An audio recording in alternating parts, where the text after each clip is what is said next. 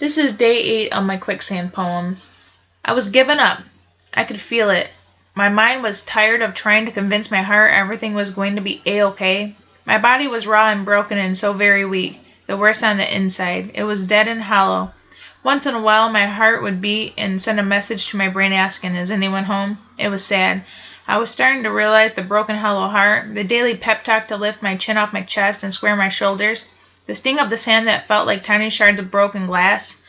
Well, that was all becoming my normal, and I couldn't get away from it even if I tried. I would think I was almost out of the quicksand, then I would sink deeper and deeper. Then that's when I gave up. I let go of the root. I was so very slowly sinking at snail pace because I was honestly calm to what I knew was going to become of me. I was going to be buried alive without kicking and screaming. I was numb, probably because I was hollow.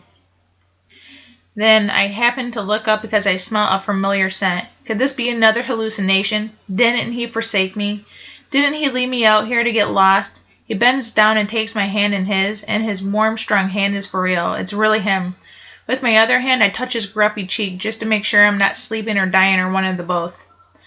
I've daydreamt this moment a million of times, prayed it would happen, gone through the worst kind of sadness, bitter anger and confusion, and here he was. I was wary to actually give myself over to him, to give him my other hand, but I got nothing else to lose. It's either sink or get out and see what the future holds. I'm scared.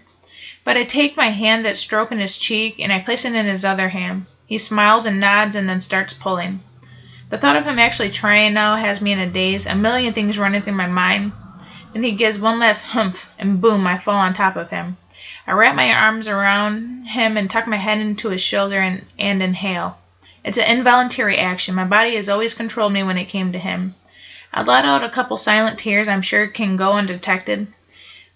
But where I was hollow now is full and it's leaking out my eyes.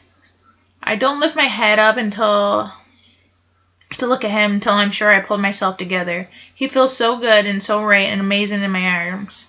I thought I lost him. Thought he wasn't even looking for me.